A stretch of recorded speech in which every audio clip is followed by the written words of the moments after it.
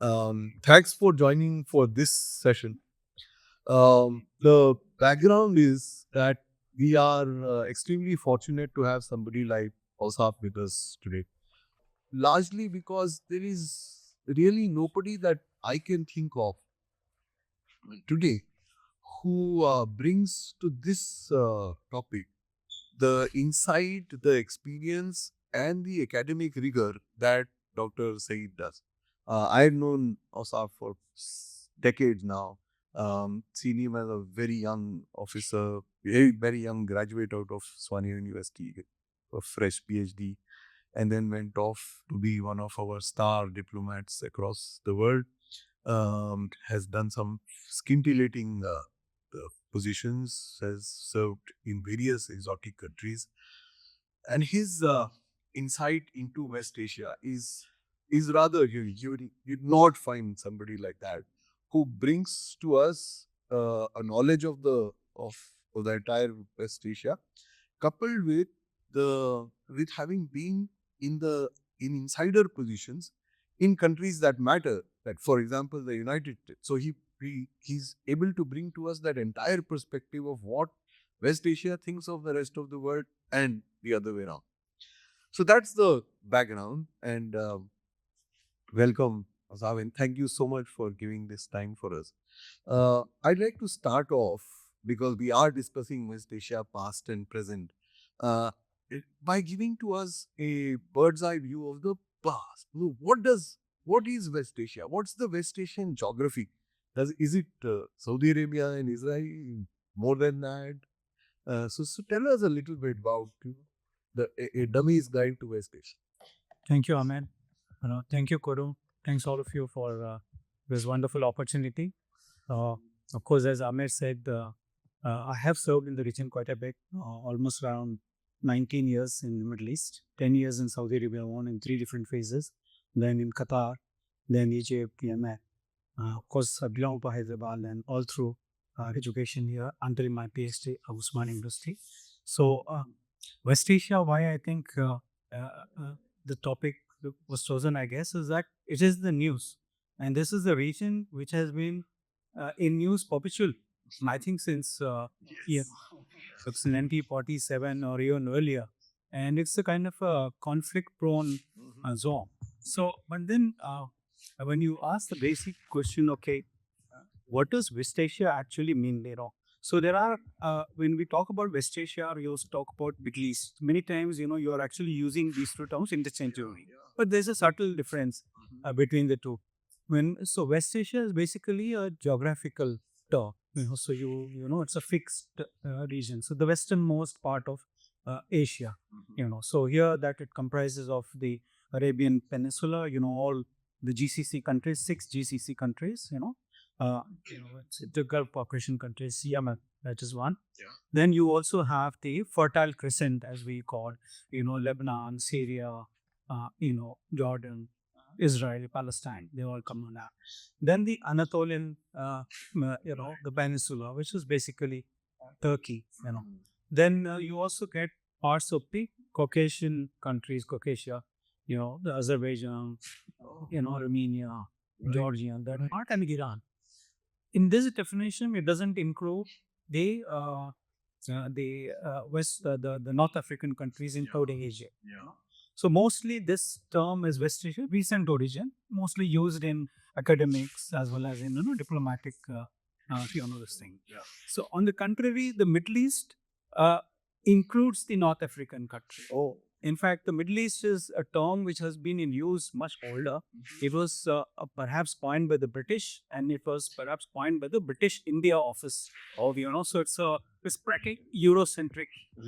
This thing is there. So how say they used to define the world as Near East, East. So somehow we ended up with Middle East.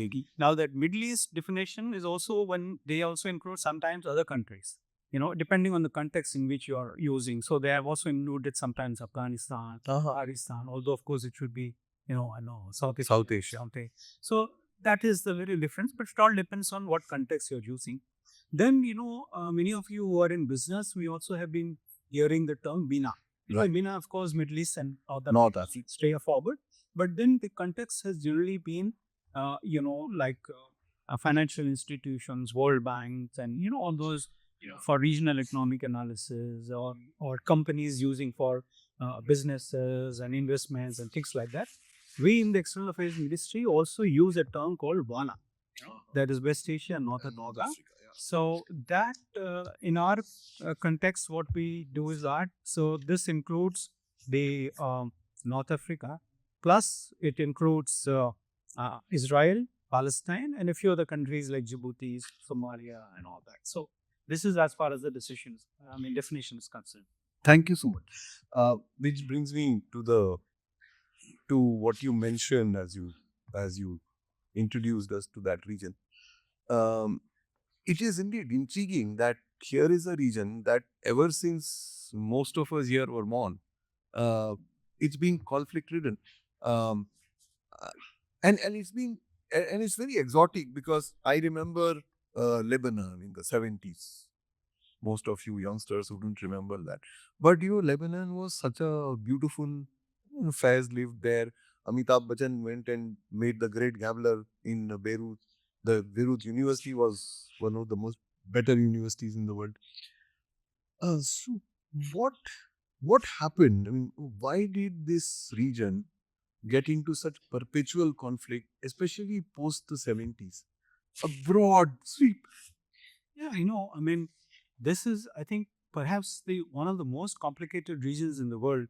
In any case, you see, this is a very old region. It's not a new region. If you, it goes back to almost, I think, 5,000 or 5,300 BC onwards. Oldest, no, because oldest civilization. You had the Egyptian civilizations, Babylonians, and the Assyrites, and That's so all those civilizations which have been there.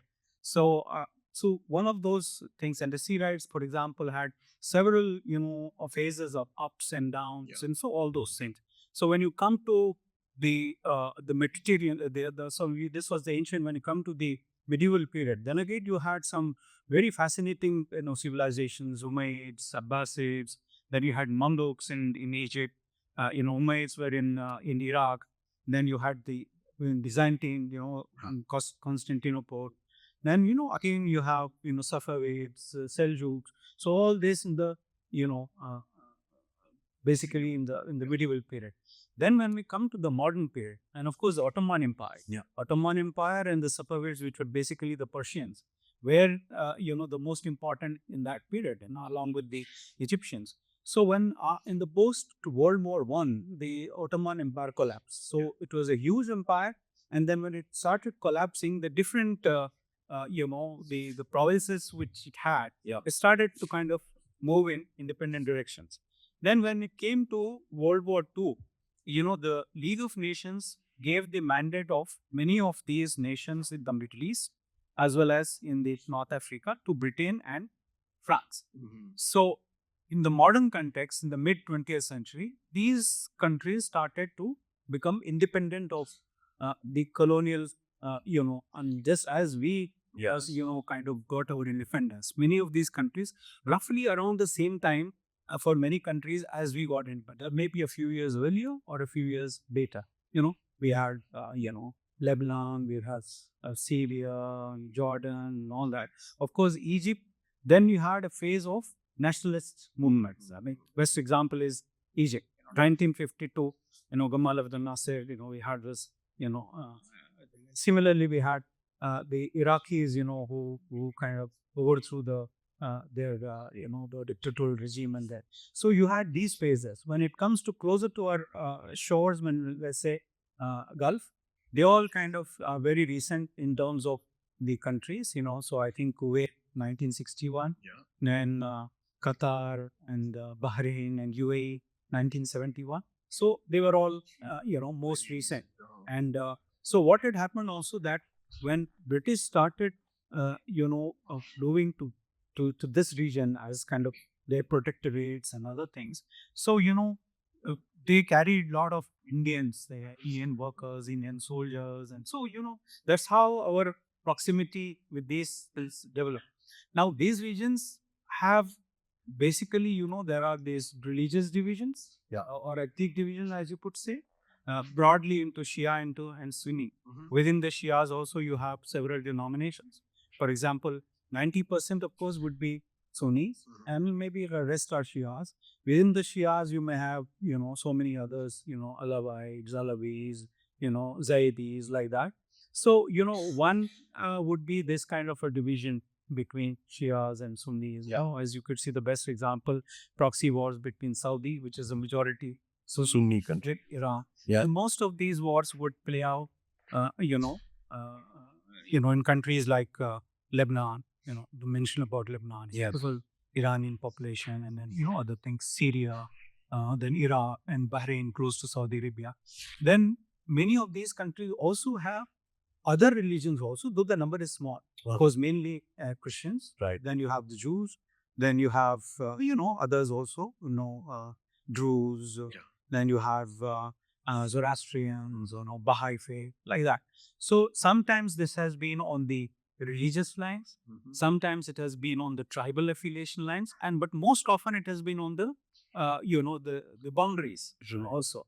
I mean, we would not be surprised we are victims of these boundary problems which the Britishers have left us, between India, Pakistan, and all that. China and Vietnam.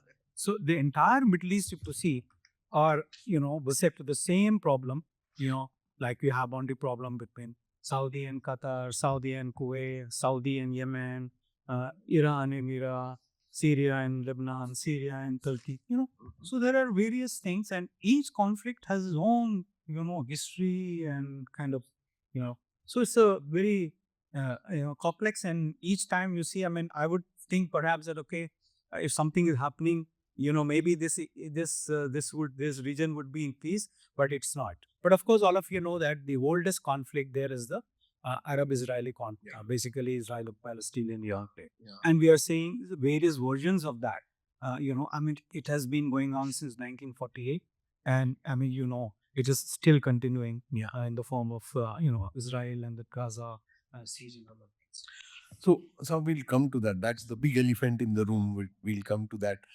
Before I do that, I really want you to tell us about India's relationship with that region. It is clear that it's not a recent diaspora. It's old. It's very strong. So how do you draw that historical timeline of India's relationship with it? Yeah, I think as far as India is concerned, we are having relations with this region for at least as far back as 3000 BC. That much. Because there were trade links between Indus Valley civilization and Mesopotamia, Babylonian civilization, and Egyptian civilization. So these trade links, continued even in the medieval period, especially from Yemen and Oman. A lot of traders used to come to Kerala, mainly in central Kerala, Muziri, and other places. They were very much, trading in various commodities, particularly spices. Indian spices were very famous: pearls, gold, precious stones, and silk, and many of these things were the thing. Not just that, this interaction. Apart from trade, also there was interaction in literature, art, scientific things, mathematics. You're all aware that Indian numerals actually went all over the world, from India to this region, Arabia and Arabia there. And if you would ask me, one of the biggest contributions of this region to us in terms of art and culture and religion is that the three major biblical religions, the Judaism, the Christianity, and Islam, came to India from this region. Yes. To the Malabar coast. And of course, these are one of the oldest, the Jewish religion, Judaism actually came, when the second temple was born, like, in Jerusalem. So according to some views, it is late 970 BC or something, during King Solomon's time, and some say, okay, a little later, but still one of the oldest, settlements. If you go to Cochin and find there, in synagogues and nothing. These are one of the oldest settlements of Jews anywhere in the world. Similarly, Christianity, 52 AD, when St. Thomas came, and then since then, of course, then they've all spread. Islam also, contrary to the popular perception that Islam came to India from the focus of sin 721, Christian era. I think it was one century earlier. It came actually, to Kerala as part of the trading activity which we talked about. This when you go to Kerala, there's a mosque called Cheraman Juma Mosque, which is one of the oldest mosques. It was formed during the Prophet's time, right? It was built during the Prophet's time. So I think this is one area where it is. So then this is the historic context. So when you come to the medieval period, then one of the other interactions other than the trading was the pilgrimage. And if you know that, especially the Hijaz region, where we call the modern Saudi Arabia, is the home to the two holy sites of Islam, Makkah and Medina. Now, lot of interaction had taken place in this way. So we had a Sikh brother. So Guru Nanak Dev Ji was supposed to have gone to Baghdad. In fact, I was very fortunate to go to that place where we had the Gurdwara installed in Voga. In fact, there's a separate story where in the recent fight, it has been covered and all that. We are working with the government of Iraq to kind of get it done. Then there was a story of Guru Nanak having gone to Makkah. Yes. So those things. And now when you come to the the Muslim empires, lot of these Muslim empires used to send their women folk for Hajj, the pilgrimage. You would ask why they didn't go for Hajj. I mean, I wrote an article in which I said none of the Muslim rulers, whether they were the mighty Mughals or anyone before them, or the Nizam of Hyderabad or whatever, whether none of them have performed Hajj. Oh, really? As rulers. That is such a research. Yeah. Okay. Now, the only Muslim rulers who performed Hajj as rulers were the women rulers of Bhopal, the Begums of Bhopal. You would ask why? The reason is that during that time, they all used to, the only way to go there was by ships, and it used to take 6 months, 1 year. So anyone who would go to Hajj means whether there's no certainty that you would do marab. So they all, they love to be in their throat. Yeah. And then I think there was another way in which this region was there. It was also used to banish somebody the king didn't like. Okay, go for the king tells the person, go for Hajj means that you are no longer needed in the royal form. With a punishment. So that again, so those things were there.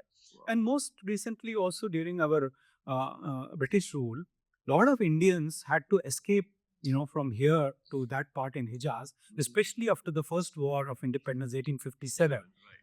Because a lot of rulers, a lot of people, journalists and others, when they were campaigning against British, they were targeting them. So they moved. So Hajj was another, area. Now, when we come to recent times, of course, there is this huge movement of people and all those things, one of our biggest diaspora, there is workforce, so these things. So this was the historic context, because we were modern context also. Roughly, though we don't have the numbers, we keep looking for them. What's the spread? The largest diaspora will be in Indian diaspora would be in Saudi Arabia? No, I mean, you see, when we talk about diaspora, the most latest figure is that our diaspora is about 35 million strong. Oh, really?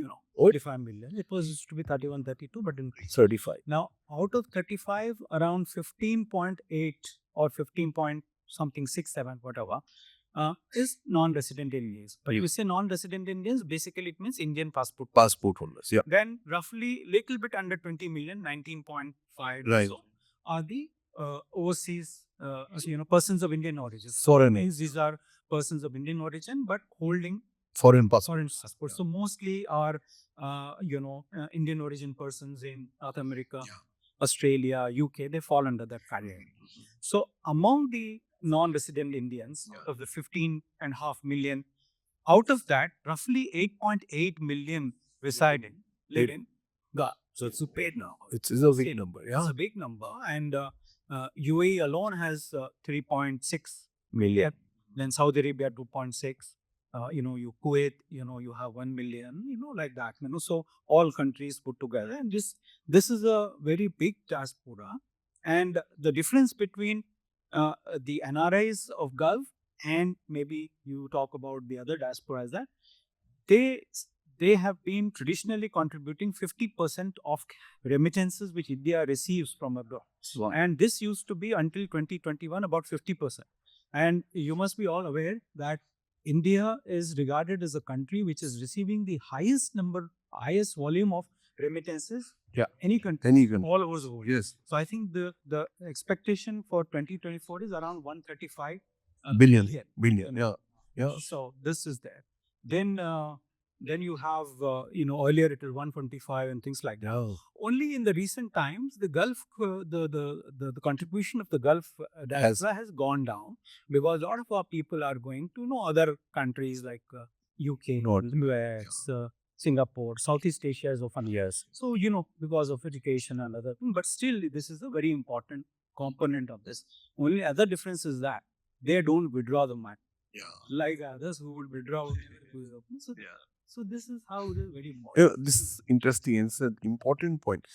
India has a very large deficit on the foreign account, and that deficit, because we import much more than we export, that deficit is taken care of by these diaspora. Otherwise we would have been in real trouble. That 85 rupees to a dollar would have been 185 if we didn't have remittances coming in. As Ausaf said, $135 billion. That's roughly about 70% of our deficit, and that's taken care of only by these masons and bricklayers and whoever works, 17 million of them. So thanks so much.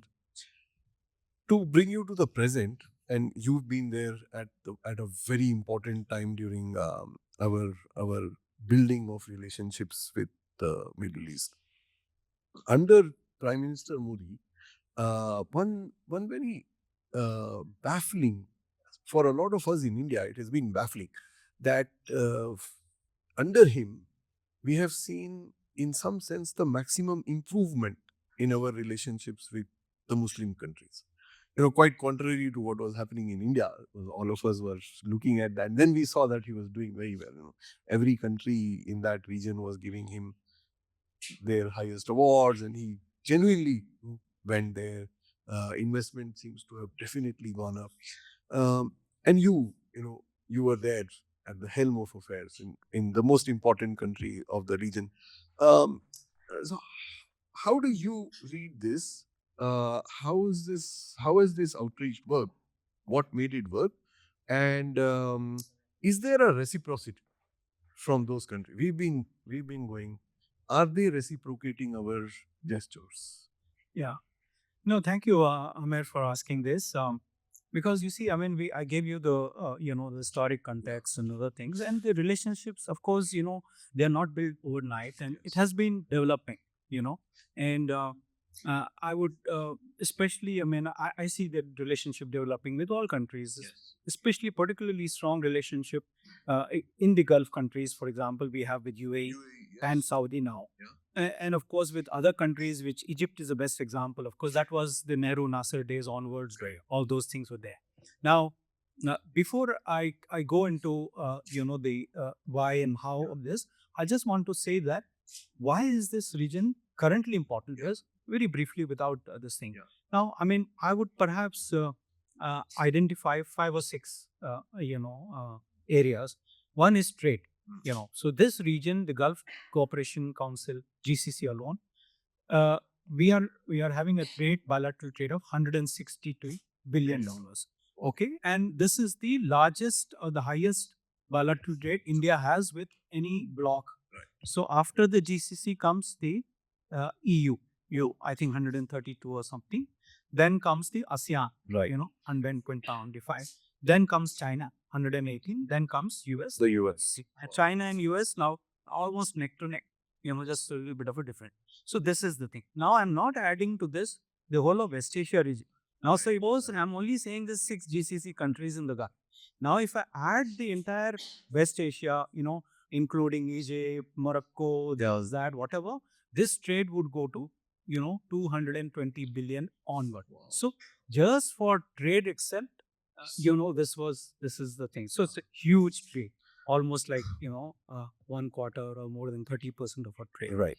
Then this region is also extremely important for us for our energy security. Yes. So 30% of our current oil requirements, and then 70% roughly, figures change here and there, come from this region. And this region has been a very dependable, supplier. In fact, I remember during the COVID period when suddenly we had the LPG shortage, we all went, and the first country to supply, I was the ambassador in Saudi Arabia, was Saudi. Okay, first take for friends, we have a shortage, but we will manage. So, things like that. Really. But now, of course, post COVID, again, there is always a challenge between the oil producing countries and oil, importing countries is the pricing. So, we would like to buy at the cheapest prices. They would like to buy, they have Sell it, at certain prices. So, we have got some good offers from Russia in the recent years. So, now Russia has overtaken the traditional suppliers. So Russia is now at 2023, 2024 number one supplier, followed by Saudi Arabia, UAE, and like that. So so basically, I'm saying that energy security is important. We still rely on these countries. Then for them, the food security. So they think that India is supplier of rice and other commodities, and these are healthcare is a very important segment for us because large number of our healthcare professionals, doctors, nurses, paramedics are there. So this is there now, and that India is a primarily agrarian country, so we are dependent on fertilizers. So our fertilizer imports are largely from this region. So we are talking about fertilizers coming from Egypt, Jordan, Morocco, Saudi Arabia. Now, Syria has offered us uranium fertilizers. It has one of the richest sources, richest reserves of fertilizers which are there, phosphate. So so this is again very much the thing. But if you come to the current context also, in terms of counterterrorism, in terms of security cooperation, defense cooperation, and then other high-tech areas, fintech, edtech, and space cooperation. All this is the area we are talking about. Culture, countries like Saudi Arabia have really now opened up for Bollywood, for other things. You will be surprised that Saudi Arabia, when I was ambassador, Saudi Arabia signed an MOU with India for popularizing yoga, and it is the first Islamic country to have signed such an agreement with India for yoga. So all this is the background for why in the current context is important. Now you ask the question, why under Prime Minister Modi? You see, for some strange reason, sometimes it happens when you have a neighbor, you think, okay, neighbor hai, we will go next day, I'll visit next day. Right. You go to faraway places, but you may not go to a next door neighbor or next door cafe.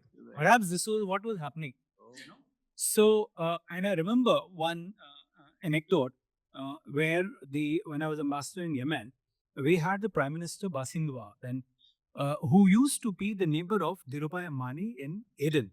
Many of you may be aware that Dhirubhai Ambani started his career. Yes, Aden. Yes. So he said, Ambassador, I have been invited so many times by the Ambani family.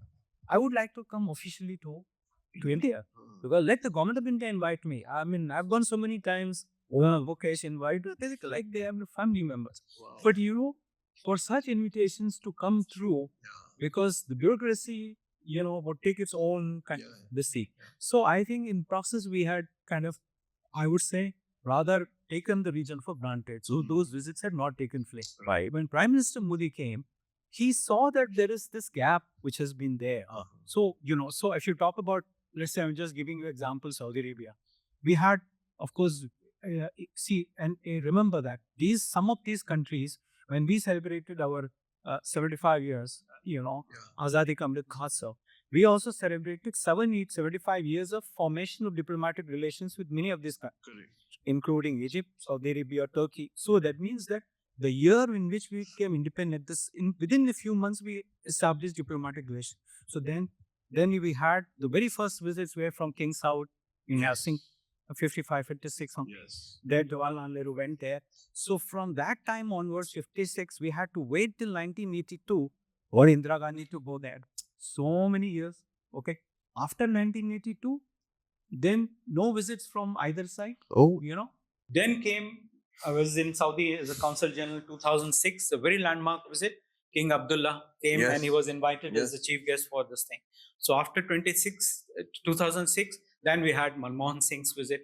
After that, when we had two back-to-back visits of our prime minister, it changed the thing. So he made it a point to go to almost all countries except Kuwait. Kuwait didn't happen so far, maybe because of logistic reasons and other. Right. He also made it a point to go to Israel as well as Palestine. So he was one,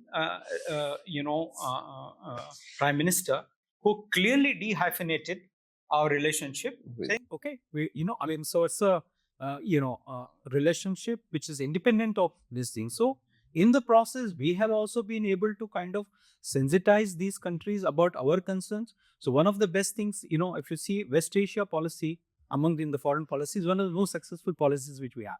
Right. So we were successful in dehyphenating the Pakistan factor from many of these Arab countries. So nowadays, none of those countries talk about this thing. Previously, it used to be always through that prism. Now it is no longer so. Independently, you are dealing with India as a regional power, as an emerging power, all those things. Well, how do they see the Kashmir issue? That's the big elephant. You see, honestly speaking, many of these regions had their own issues like these, which is more a internal issue and a boundary issue. Right. So many of these countries also have a policy where they do not like to interfere in these matters. So you may not have any public pronouncements by that, bilaterally or anything. Only platform which has been raising this issue time and again is the OIC. Yeah. So that platform is used, and that is better. Always targets India, and Kashmir was one thing, So And on the OIC, so we are a big Muslim country, second or the third largest, and we are not even there in the Organization of Islamic Countries, and clearly that OIC has been hostile to India. How do we see this? How do we break this? Why haven't we been able to do anything about the OIC hostility? Yeah, again with OIC, we may have to go a little bit back. We may have to go back to September 1969. To the first conference of Islamic countries, which was organized in Rabat, in Morocco. Right. This was in the context of an arson incident of which happened in the Al-Aqsa Mosque by some maverick Christian guy, not a Jew. Okay. So in response to that, the Arab countries thought they will be. But in any case, the background also was that, we had the 67 war between Arab and Israel, where Israel then, occupied West Bank, Gaza, and all those things. So where Arabs lost that war. So they were in any case preparing for that, but this formed the trigger. So then when they were deciding to form, to have this meeting, then the preparatory meeting, they developed a criteria saying that the countries should have either majority Muslim population or their head of state should be Muslim. Oh, okay. But others, in the grouping, they objected, saying that let us include other countries irrespective of the Muslim population, so that these are political issues which we are going to discuss in a very important region. Yeah. So especially, Nasser was very much keen that India, participate. I think so. So in the they didn't invite in the preparatory meeting, but then when the meeting took place, I think it was 21st of September or whatever. So India was asked, and our ambassador Gurucharan Singh, a Sikh gentleman, was asked to participate. So he participated in the first plenary session. Oh, he did. Okay, because he was invited after the first plenary session. Right. So they said, okay. So he participated, addressed.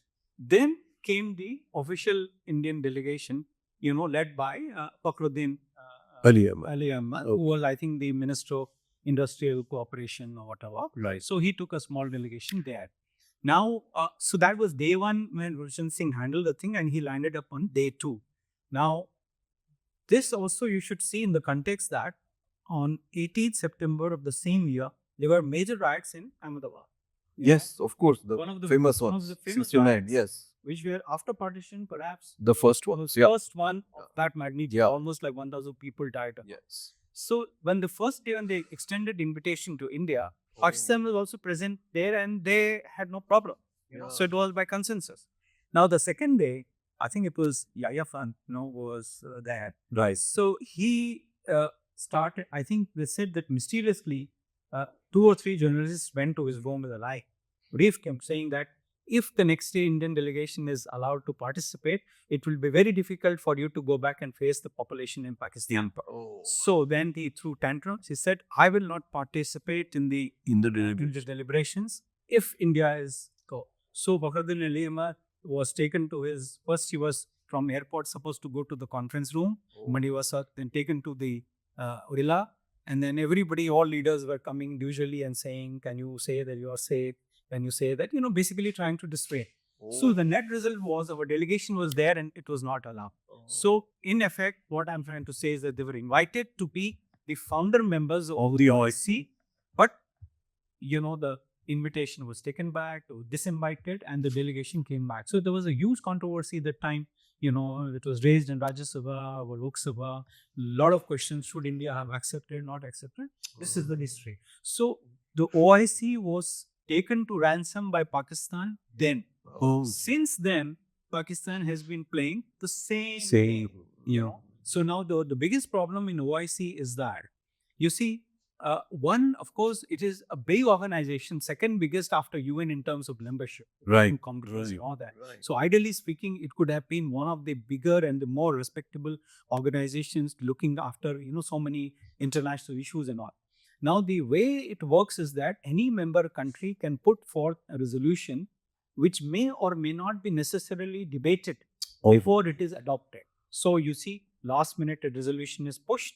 You cannot do anything. Members have not seen it. So basically it is by consensus. So this is that. So this has been what is happening. Now the OIC has been time and again asking about Kashmir issue. Yeah. They have been visiting the Pakistan side of Kashmir, which the Pakistan calls as Azad Kashmir, which we call as Pakistan occupied Kashmir. Yeah. So they say while Pakistan is allowing, you should also allow. Our view is that OIC or anybody else for that matter has no locus standi On this. to talk about Kashmir.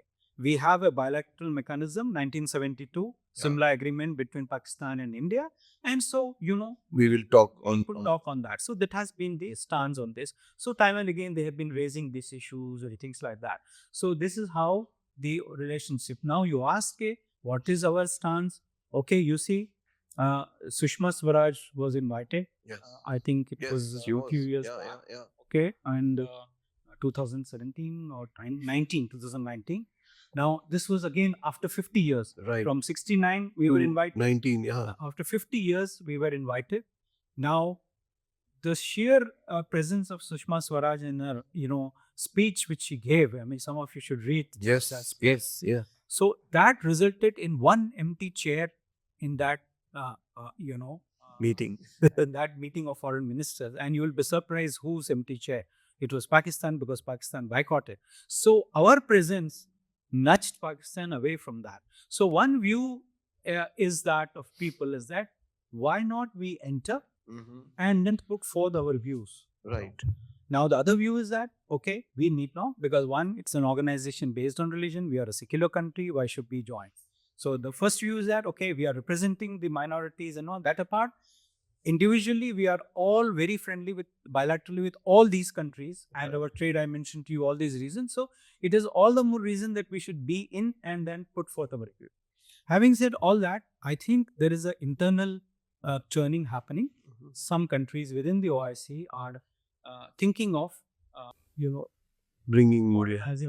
these reforms and other things. So hopefully, we may have a situation where, the OIC reforms itself. But I would like to add to you here that many countries who are not Islamic have named their envoys or engagement. There is some form of engagement. Russia has their envoy into OIC. US ambassador also goes very frequently. UK, so many other countries. A best example is how China has turned all the Arab Right. countries in its Right. favor Right. by utilizing OIC. In fact, your OIC has went on to tap China, saying that China is one of the best friends of Arabs and Muslims. There is no issue in the Xinjiang province among so all those things. So so this is where we stand. So we need to actually come to a conclusion how we should deal with OIC as a country. Maybe some kind of a internal discussion, debate, and then that's how then we can move forward. Yeah. But the last meeting with OIC officially Mhm. was my meeting with the OIC Secretary General, Yes. which also happened at the ambassador level after so many years. Yes, that's So, right. so that's how that's been. So Here is a personal question, which is that as ambassador, at a time when things were pretty nasty back home, uh, how did you manage? Because there must have been difficult questions asked to you. Um, you know, we were seen by the world as not treating the Muslim minority very well. We were passing citizenship acts. There was that. There were several incidents where terror was linked to funding from Saudi Arabia, and you were there at the at the in the firing line. Uh, was that a difficult time for you, or yeah, in the sense, I mean, this day and age, it's a day where things happen, within minutes, the whole world will know. yeah, So, and social media, this is that. So, I mean, you talked about CA, and this was the first time we had the Indian community protested in Saudi Arabia. These countries, they were not allowed to protest for whatever it is. They say, go back to your countries and protest. Nothing to be allowed there. yeah, But somehow it went on, and it was allowed, and then so then of course, as I mean, government of India representatives, you go and then give your point of view. yeah, So I went to give our point of view to a minister. I won't name the minister, but the minister is a minister who was dealing with India, as his India file was with him in Saudi Arabia. So he only put a question to me. I said, Ambassador, what you're saying may be true, but should I believe you, or should I believe the Malabari driver and my coke and my this thing? I had dozens of people from India working with me and my friend. So what do you tell? So sometimes you're put for these kinds of things. Yeah. So it's a question of perception, and it's a question of telling. And many times, you would see things differently from abroad. Yes. But while you are in India, you view things differently. So there are these challenges, and most recent challenge was when I was secretary to Government of India and the External Affairs Ministry. We had this Nupur Sharma controversy, and then I was with the Vice President. Yes. When that trip, Yes, so all that development which had happened. So sometimes these are challenging things, but in diplomacy you are trained to kind of take these questions. you're right. You're being very humble and modest, because you know it was testing diplomacy like never before. Uh, Very tough time, and to all of us watching you from here, we were really worried and concerned. How could you handle this kind of animosity, this kind, and I think you did fabulously well, without ruffling any feathers, without obfuscating the issue. Uh, you dealt with it in a manner in which we were not put into a spot, and people back there understood your position. If you see that this controversy which I talked about, see, I traveled with Vice President. Yes. Okay, Yes. we were there for an official visit. Yeah. So, but then from there, I went to briefed my counterpart there and all that. But while you're there, if you see the statements of much of the Gulf countries, they were more or less muted, except for Qatar, Yes. and to some extent Kuwait. Yes. Of course, when we met them individually, we had to tell. But sometimes there are these compulsions. I mean, I can't elaborate. But I know. But there are these things. No. I had to acknowledge that, and those of you who followed that development, that was putting Ausaf Sayeed, in a real corner. And I think that was his highlight of handling that issue so very well. There are several such issues that I thought I will talk to you about, but we are stranded for time. For example, the Qatar issue with those Navy. We were there again, handling that issue again, handled so beautifully well, without causing anything. But we'll keep that for later. Uh, this is my final question to us, and then I come over to all of you.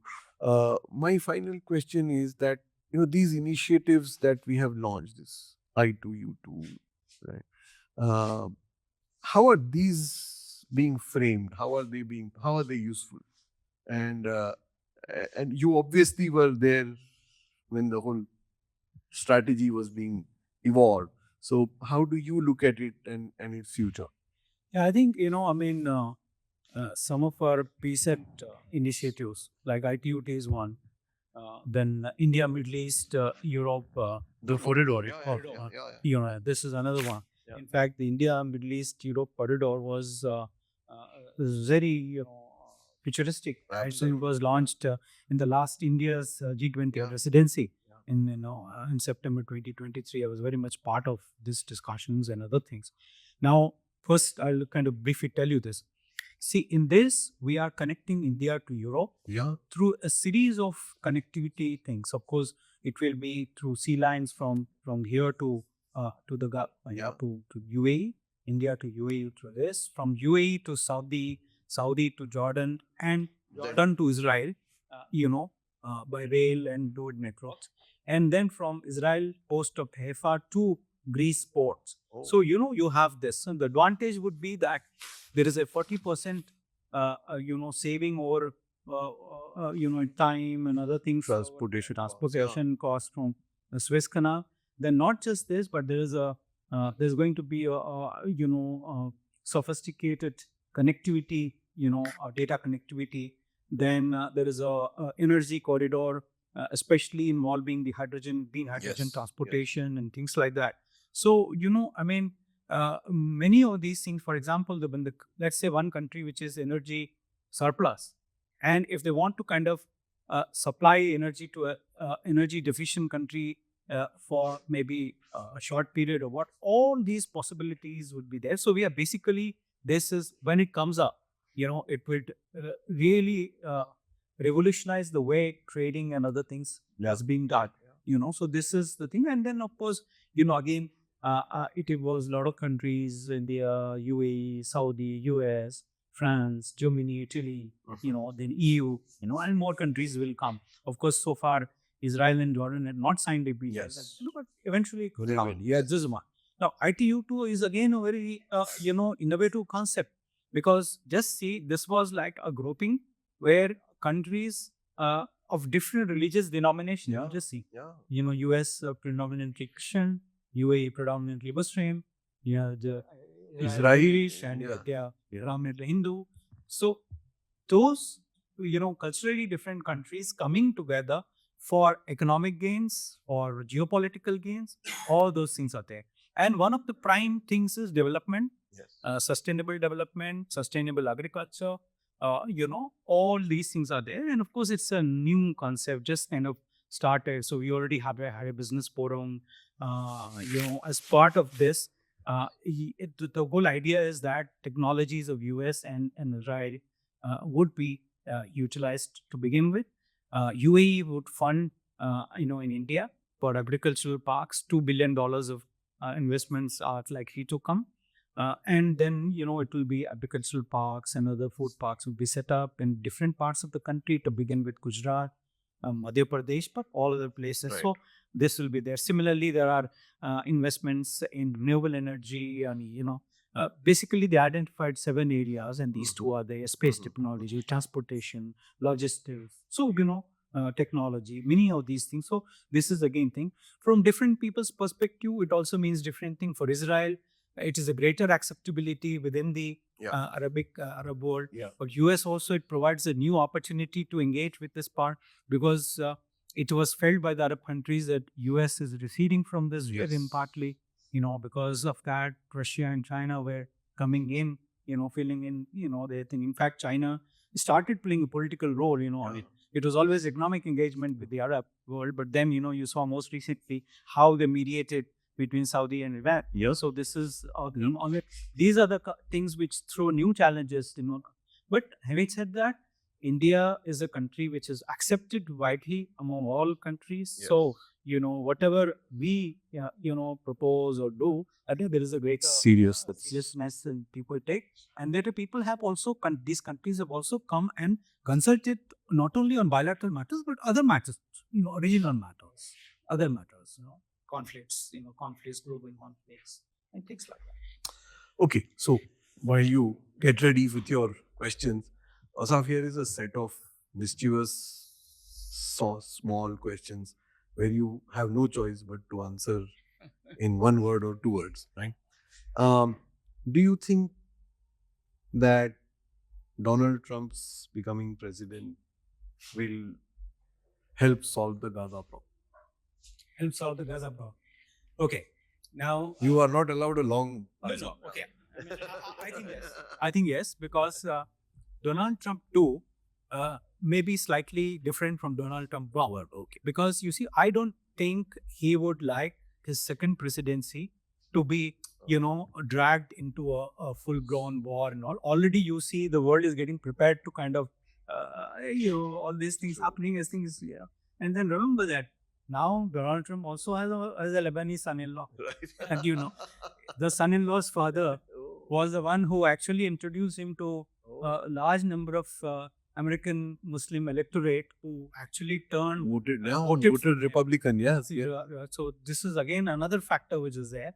So, but you see, Trump is known for his, he has his own charisma. Yeah. He's unpredictable, but then he can kind of bring about this thing. Abraham Accords would not have happened if he had not been there. So I am very much hopeful that something will happen. The reason Ausaf's answer has to be taken seriously is because he's also a big US expert, and he's one of the first to have gone there and headed our consul general in Chicago, done enormously well, particularly in trade. And I remember those days of when India-US trade really did very well. The second question, which is China upstaging us in the Middle East? You see, I mean, we have to acknowledge that China is definitely a bigger player in the Middle East in terms of course, they have a bigger size, bigger economy. Their trade with GCC is about 320 billion. Wow. We are talking about 160. Right. So it's almost double our this thing. They have made investments to the tune of $110 billion in the Gulf. Our investments may be in the range of 15 billion. Right. Of course, it is. If you compare the GCC investments here, it will be 25 billion. So I mean, we are not far behind. So our companies are also investing. But you know what the Chinese are? See, it is basically the trade, but they're also the biggest buyer of the Gulf oil. So that is again the relationship which is there. Plus, a lot of technologies they are bringing in. One thing which I think which we have failed somehow is that. You see, despite the popularity of Bollywood and proximity to this region and other things, I have not found many countries teaching Hindi or other languages in their universities. Right. But if you go to any of these countries, these Confucius institutes, they are everywhere. There are these institutions. The Arabs are learning Chinese, Mandarin Chinese in the schools. Wow. So you just imagine, next 25 years, 30 years, all these young boys will all be Chinese expert. Everyone would be Chinese experts. You see? So, this is the kind of thing which they are doing. So, this is where I think somehow we really need to kind of do a bit. Our cultural engagement has increased, but it is, of course, through other soft power, yoga, is that. But you have to also kind of build about these things. Take advantage of, the, traditional kind of acts and, popularity of films and other things. The urge for people to, learn our languages. Yeah. But there is no easy way for them to learn except for TV and other things. Right. These guys are going at them, doing it. Wow. That we here want to visit the region. Which is your favorite city there as a tourist? Where do you recommend us? See, the thing is that when we I mean, of course, in top of West Asia, there are many countries. Right. Of course, Give me a city that is your favorite. you see, I mean, in terms of ancient beauty, Cairo is there. Okay. Morocco, we found, me and my wife, Right. we visited for 1 week, Fez, Yeah. Casablanca, and all those beautiful places which are there, you know, and wonderful places. You know, Tunisia, I found Yeah. extremely beautiful. You know, Safe, all of them? places. All of them safe. Safe. Why not? You see, you'll be surprised. I visited Kurdistan. You know, our first one to Baghdad, and from here to Kurdistan. I found it beautiful. Place. Really? Oh. Beautiful place. Of course, you know, I mean, there are all this connectivity, Yeah. Dubai, and I'm of course not naming UAE, Qatar, because you know this is neighborhood. You can always go. Everybody goes to Dubai. Now, you know, Saudi has opened up in a very big way for tourism. Yeah. If you know, some of you want to see the ancient civilizations, you know, there is this place called Alula, you know, which is like bordering Jordan. You know, one of the best places, you know, where you are having all these film shootings and all things. Is that what looks like Petra? Yes, it is an extension of Petra, as I say. Oh. So I think, you know, and then, you know, they said it is a dated study, but FICCI had come up with a study, I think, few years ago, where they say that the Indian tourists in Gulf countries are the biggest spender. Achha. So this is also there. So no longer Indians are there, you know, so where, you know, see, Indians are going there big time and spending. So are Indians when they go to UK, you go to other countries, the biggest buyers are Indians. You know? Go to the Harrods and other stores in London, the persons who are coming up with this big thing are Indians. Yeah, that is true. Okay, so over to you. Yes, please. Please tell your name and Yeah, just your name. Thank you, Mr. Khan, and thank you, Ambassador Saeed, for starting off the discussion on the diaspora issue. Yeah. Now, there is tremendous economic opportunity and, of course, a lot of strength in the diaspora. But on the other hand, there is this huge challenge as oil reduces its capacity as a source of energy. fuel for the future, and EV takes over. What will happen to the diaspora? What will happen to India's place? And what will happen to the Gulf region as a whole? And also Saudi Arabia is developing its agriculture in a huge way. Sure. So, what do you think will be the future in terms of in these areas? yeah, you see, this is one challenging question which is bothering all traditional manpower supplying countries. Mm-hmm. But at the same time, you see, there is a greater awareness for skilling and upskilling people in different professions.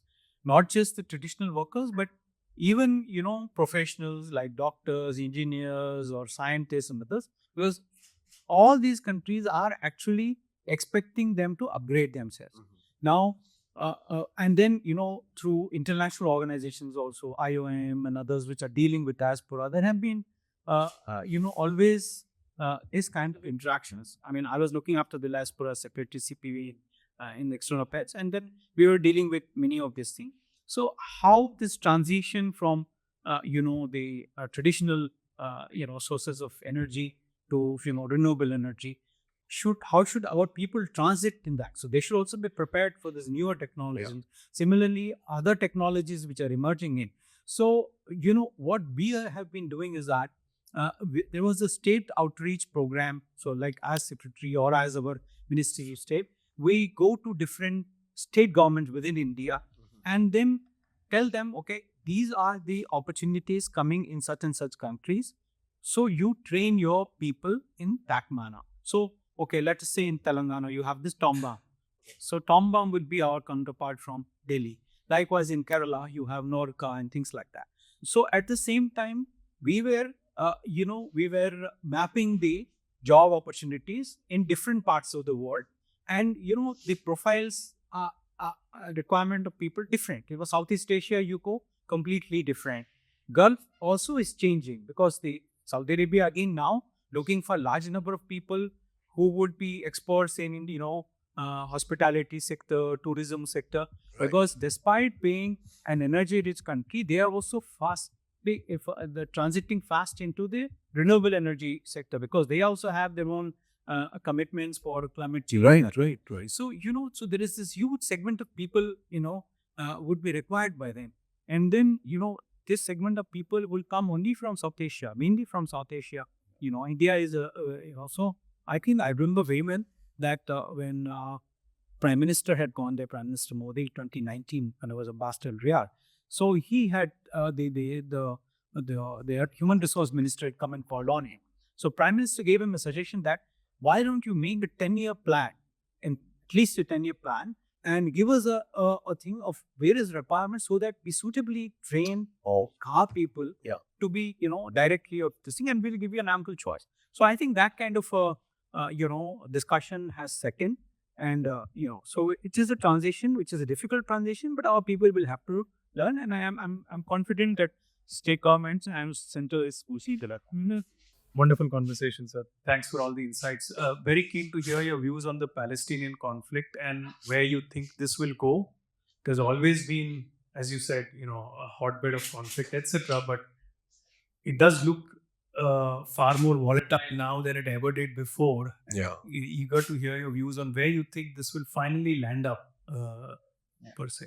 And also, just to add one, which is, what's the Indian position on Palestine? It's been very confusing. Are we with Palestine or are we with Israel?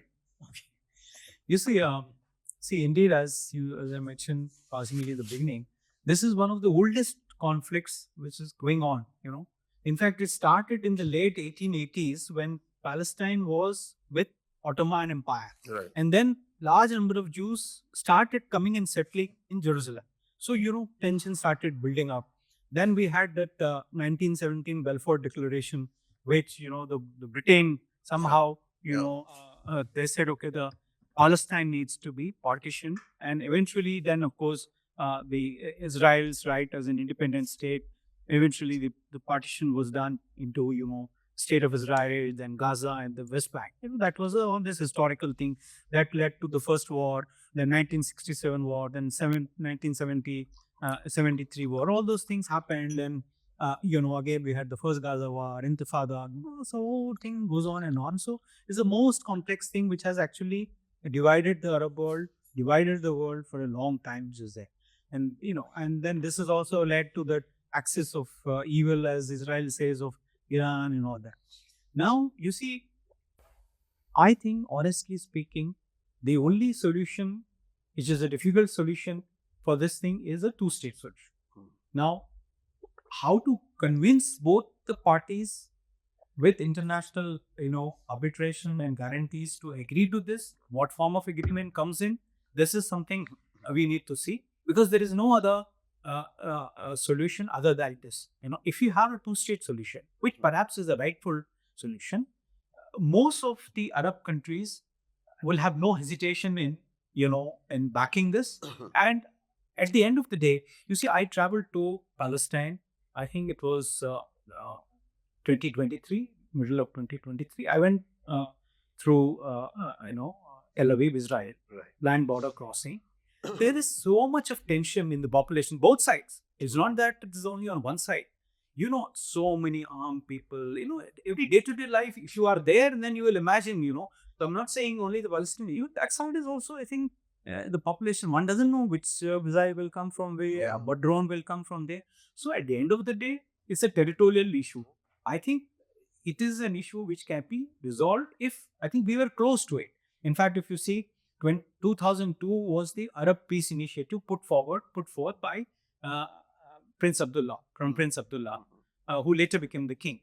The core point there was, okay, the Israel should move back from the pre-1967 position. That means withdraw from all the places which are there, and then the Israel should recognize Palestine as a dependent state. In lieu of that, all Arab countries would recognize Israel, and so this was mine. Of course, it it died down, faded away. Then the other thing most recently came in the previous tenure of Donald Trump. They came up with a what is that, deal of the century. But deal of the century was a failure right from the beginning, because all Arab countries and Palestinians rejected it because they perceived it to be too much one-sided. So that was it. But now things are different, because you see, with all these recent changes, the Israeli struggle, I would say, with Syria and Iran and other things, it has considerably changed the geodynamics. Iran is considerably weakened. Syrian regime is no longer there. Hezbollah has taken the brunt now. Now, of course, Gaza, it's there. So I think this is the time where, people can sit across and then, to answer your question back again, Trump coming and that, he has been saying in the campaign that I will be the peacemaker. If indeed he becomes a peacemaker, this could be a solution. Now, your question, what is India's thing? Okay, you see, India's policy has been again since 1947-48. If you go back, Mahatma Gandhi was very much against giving any Jewish state in the Palestinian territory. Now people say that, okay, Mahatma Gandhi was not briefed properly about Israel and all that, so he made those statements. But he has said, if you say the Arabs as the England is for the English, the Palestine is for the Palestinians, something like that. And this year also repeated in Aden when he was going to participate in the second roundtable conference. He had got down and during an interview, first interview with an Arab journalist called Luhman, he had reiterated this. So India, did not support the Britain's plan for partition of Palestine, did not agree to Israel's admission into UN. And then I think in 1974, India became the first non-Arab, non-Islamic country to recognize the PLO. All those things were there. But then, of course, when Arabs themselves started dealing with Israel, like Egypt and all that, in 1992, under P.V. Narasimha Rao government, we established a relationship with Israel. Now, and that has continued. So, as I said, under Prime Minister Modi, there has been a conscious attempt to de-hyphenate. So, while we are dealing with Israel for many things, agricultural cooperation, defense cooperation, inclusion, whatever, at the same time, we have been supporting Palestine. We have, I see Palestine be recognized, I think, in 88. We have a consulate or the representative office there since a long time, much before even other Arab countries have there. So it is right there and it was never closed, So that is there. A lot of developmental projects, hospitals, scholarships, giving financial assistance to UNRWA and things like that. Now, in the current recent things, I would say there has been some resolutions, UN resolutions in which India voted in a certain manner. In some, it voted in another manner. So that gave, little bit doubts. Okay, big sigh on it. But if we come to the most recent, I'm talking about December 2024, I think the Indian line is that we are advocating a two-state solution, as you asked, two-state solution with both Palestine and Israel coexisting side by side, peacefully and, recognized by the international community. We no longer use pre-1967 or we don't go into the thing which would be the capital and all that. But certainly, we are also advocating a two-nation theory, two-state theory. Thanks. Good evening, sir. I'm Bhavani Shri. I'm IAS officer posted here. Sir, my question to you. We've been talking about the Make in India and trying to improve the various sectors. Then came the PLI scheme. But still, we see the quality of the investments which are coming in is not as upgraded in the GVC.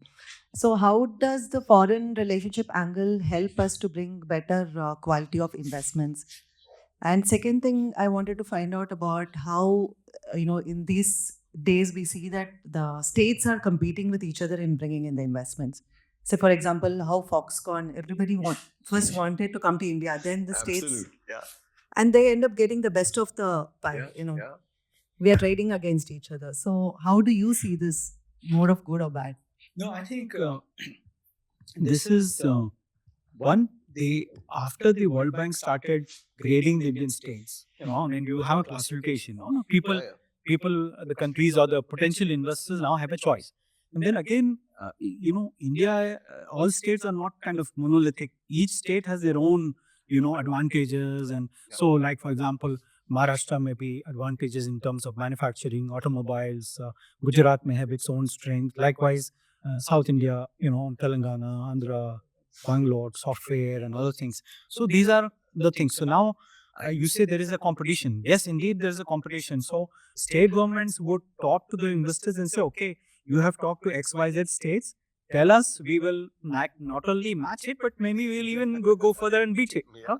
So this is the thing which is there. So, but at the same time, you see, when investors come, they need a very professional approach. So one is that very less of paperwork in terms of approvals and other things. I think Telangana is one of the best better states, if I know for it.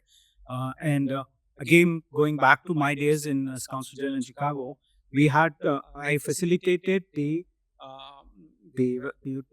partner state agreement between Telangana and Illinois. It was the first kind of agreement between any state in India and any state in the time. Of course, the previous government was there and KTR had come. Then I had also facilitated Andhra's delegation to visit Saudi Arabia, and then in Delhi facilitated the previous government also. So the thing is that you do have dedicated departments which are engaging. I think again, as I said, Telangana is a better state on that. One way is that you keep inviting the ambassadors who are based in Delhi or through their consulates here, and then keep engaging with them, give presentations and things like that. Mounting your own delegations to go is a very good way of doing it. Right. Those delegations which had gone broad and gave those presentations are now very, very good because they could kind of reach out to that. And I think prepared decks of what your things are, your state is able to offer, and sending those, I'm talking about, presentations, selling to our missions, because each of our missions has a commercial wing, and they are trying to do so. During COVID, we had really linked up all the states. Any presentation in any sector, it could be a journal investment in a state, or sector-specific investments, pharma sector, healthcare sector, real estate, or whatever, which is there. So I mean, this is it, and I think everybody is looking at India for investments. But let me be little kind of introspective also and tell you that one of the big investments which were promised to us was by $100 billion from Saudi Arabia, $75 billion from UAE. Now this $100 billion came, the announcement came in February 2019, where Crown Prince, His Royal Highness Mohammed bin Salman came. Now we are end of 2024. Not a single dollar has come in. Now I don't blame them. But I blame ourselves because we in this period had not come up with very viable projects which could attract them. See what we come up when we are going before big sharks, we should also kind of come up with those kinds of proposals that are attractive. Okay, if you go with a proposal of 500,000, $500,000, $1 million, it is a loose change for them. They would not even look at you. Okay, so I think there is some way we need to look at the way we are trying to attract. And many times what happens is that our entities, both federal and state, when investors come and actually invest, investments actually come into the states. So states have a responsibility. So there is a greater hand-holding needed when the investors actually land up. So once the investments come in, we forget, what is the problem this guy is having? See, there was one investor who invested in renewable energy, and he says, I have got the whole land, so much land there for a renewable energy plant in a state. There is a small patch of land, and this farmer or whoever is not willing to give and is exploiting me. Now, neither that investment entity which brought them there, nor the state government is able to help him. So this is where the bad things. And then see, mind you, every 5 years we have elections both in the state and the center. Now, if a particular state government, during that tenure gets a big investment, next time a new CM comes in, he disowns all that investment. It has happened in our neighborhood. I'm not going to name, but it is such a bad example because this news travels. So there has to be commitment. Just to a brilliant question. I can't help my economist hat to come in. Competing states are always good news. Competition is always great. The US, why do some people go to California and not go to Arkansas? So, and I think as Ausaf said, Telangana has done, and you guys have done a fabulous job. The belief out there is that here is a state that respects law and order, that has great gender parity, that allows women to work, that has a great pharma center.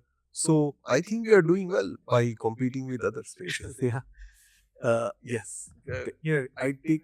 Okay. So so what we'll do is that this time we take all three questions and make that those three the last. Yeah. Hello, I'm Prakash. My question's on similar lines as the gentleman. What I want to ask you is very specific to Saudi. So now that Mohammed bin Salman's been there for a while and there's this whole modernity that's happening, is there a tipping point that they've actually changed, or do you see an angle wherein you'll have your religious leaders pull some of the reforms back, and how does that whole interplay work? So one thing about Saudi Arabia, I think having spent 3 different periods in Saudi Arabia and spent 10 years, so I've seen actually all these reforms. The ones which have come in most recently, I think after 2018 onwards, these are the most dramatic reforms which you have seen. And now these reforms also have come so suddenly also because, now there are no restrictions on women driving. Women CEOs can go and stay independently in their own names in hotels, travel. Previously, no woman would travel, without a male guardian or whatever. So if there is a business meet, you would find, CEOs, women CEOs will come to any hotel and meet, and all those things are there. So like any other place, we had a young girl from India Invest who had come to Saudi Arabia. First trip was February 2019, all decked up and this, that, and maybe her first visit. That second visit was in June, same year. June, hair flowing, jeans, this, that. So I asked her, do you feel kind of intimidated? So he said, no, I know now Saudi Arabia and all that. At the airport, now you go, half the counters are manned by women, So when the Saudi presidency of G20 in 2019, the guests were escorted in golf carts from the alighting point to the meeting points. Golf carts driven by young girls, college students, and all those things are there. See, there again, the girls, I think, are better qualified in terms of college graduates and others, better English speaking. So they were kept away from the economic mainstream. So now they're brought back into that thing. So this is there. Now the only challenge could be the elderly community. How are they perceiving these changes? Some of them may be reconciled that okay, time has come for the change, so I might better accept it. But some of them may say, okay, the changes are coming, but they're coming too fast, or they may perhaps want the change in a certain manner. So, but now you see all global concerts, everything has opened, international sports and this, that. Now coming back to your question and your question also, is it kind of reversible? I doubt it, because Saudi population is a young population, and His Royal Highness Crown Prince Mohammed bin Salman is extremely popular among the youngsters. And a change. See, if it's a kind of a movement forward, when you move forward, very difficult to kind of take steps back. It's extremely difficult. So theoretically not impossible, but extremely difficult. So my own personal opinion would be that these changes are there, because it has provided people with this kind of an opportunity. For example, we're talking about Alula. Alula, lot of foreign travelers are coming, direct chartered flights from France and other places. It has considerably changed the local economy. So the young girls from those small villages, Saudi girls, have been sent to France to learn French, have been sent to Russia to serve Russians for what? To interpret, to be guides. So suddenly you found that area has flourished. Suddenly you are finding, those, films are being shot, and those. So these are all economic things. So people are there. See, Crown Prince Mohammed bin Salman has made a clear division between state and religion.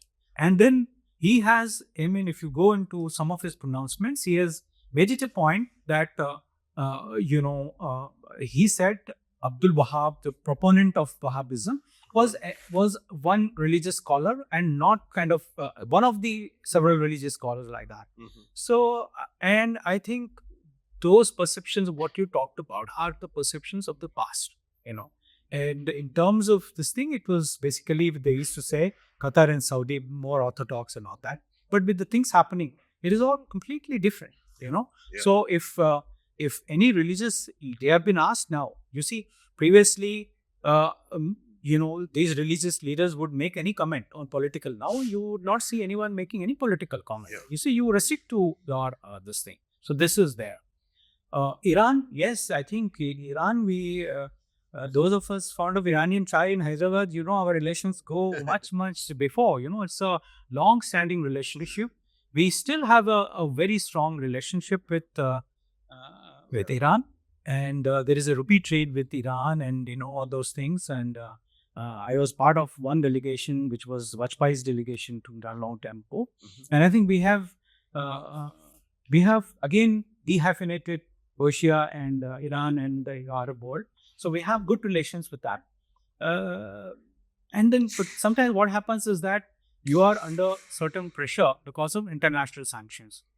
If there are international sanctions, then you cannot, deal with certain banners there. So, but having said that, we do appreciate Iran is a big civilization going back to Indo-Persian civilization. One of those earlier ones which I talked about, going into the ancient times.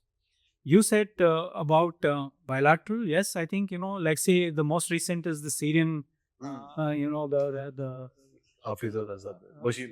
so now he's the person who has dethroned him. And when the whole world is saying, okay, the UN special envoy to Syria and all, he said, why is the whole world worried? We don't find anything difficult. We are setting in place the things. So, but I think it is the other people. You see, they need those springboards. You need Syria, Russia needed springboard for Africa, and so they need playgrounds for them to kind of do that. So otherwise, but that is an ideal scenario, I would say. Sometimes you need catalysts. So that's why perhaps Saudi and Iran, since they didn't talk to each other, they needed a catalyst. So, that way, Your question is that, you see, as I said, it's a bigger player. And there is, I think we don't believe in countering as such, but we are also at the same time, expanding our engagement with this region very much, and in trade and defense cooperation, in scientific cooperation, space cooperation with at least 8 or 9 countries where we have space agreement.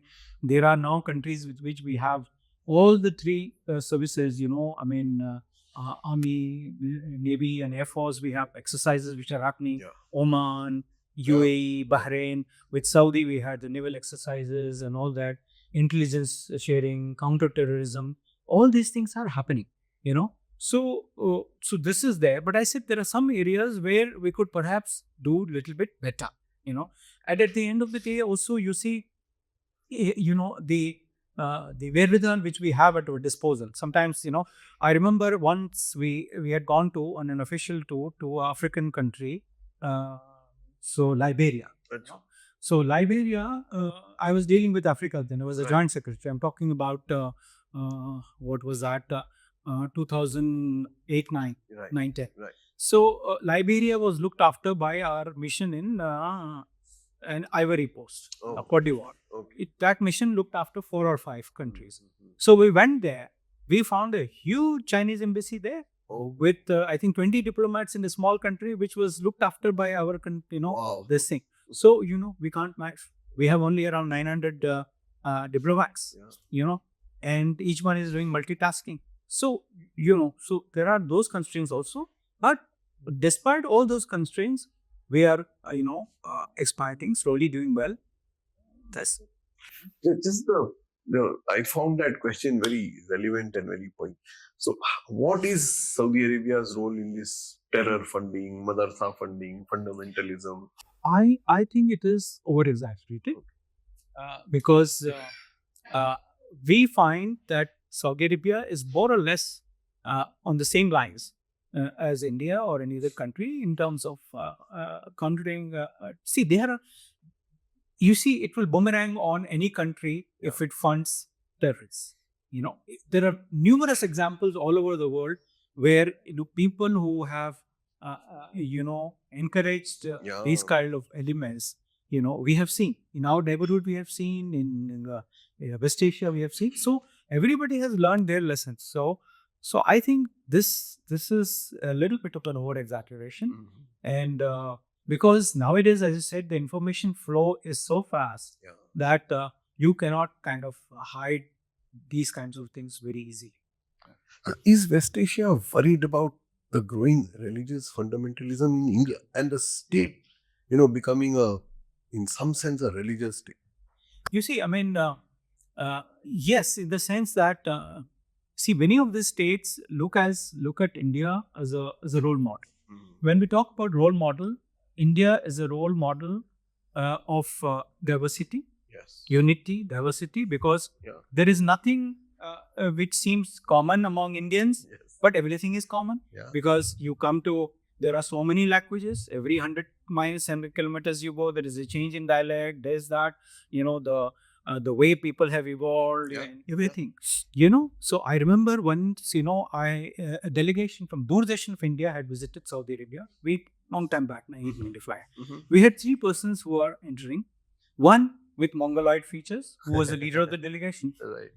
Another one, from somewhere in the middle, and another from south. And again, all different looking. And I was there, as a liaison. So the Saudis actually looked at the leader of the delegation, and the other said, "Are we talking? This is supposed to be Indian delegation." We said, "Yes, we are India. This is the beauty of India." So that way, there are minorities in India. We are talking about Muslims who are 200 million. We have other minorities who are there. But there are also linguistic minorities, not just religious minorities, linguistic minorities. There are so many cultural and other things. So it all makes a composite culture. In fact, the whole world sometimes, in fact, right from historic times, wonder how India, a country of a continental dimension, has, survived in this manner and start growing. So I think, to me personally, this is our main chief characteristic feature which is there. And we should not let politics, and that to short-term politics, in any manner, dilute this. If you dilute this, maybe there are short-term gains, but long-term there would be a loss. Forget about the other countries. There will be a loss to our rules. Yes. So what are you teaching, our people? So, I mean, we have to, so at the end of the day, our children should learn, those of you who have learned and, lived in US or other places, inclusivity and this Diversity, kind of a celebration, the celebrating this diversity. This is something, is a quality which is actually the topmost, which is there in the weightage.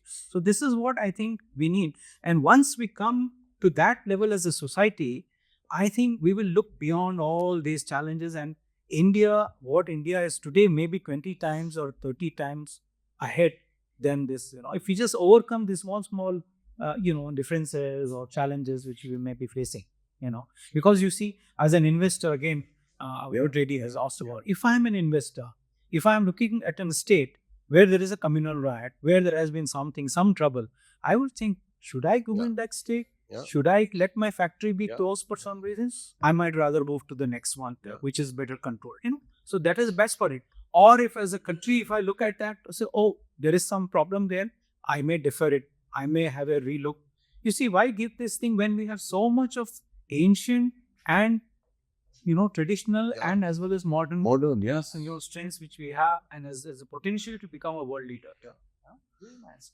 On that wonderful note, Ausaf, with great advice, I must thank you for giving us such a candid overview, which stems from having lived through these 30 years of the making of a new India, as seen from foreign eyes, from people who respect India, from people who are wary of India. You've taken us through this really brilliant travel from across perspectives, brought in the US, China, given us a whole overview of West Asia. I can't thank you enough. I think it was a master class for me as I sat and listened to you. Thank you all so much for having sat through this really intense conversation. I hope you enjoyed it and learned as much as I did. Thanks so much. Thank you, Laket. Thank you so much.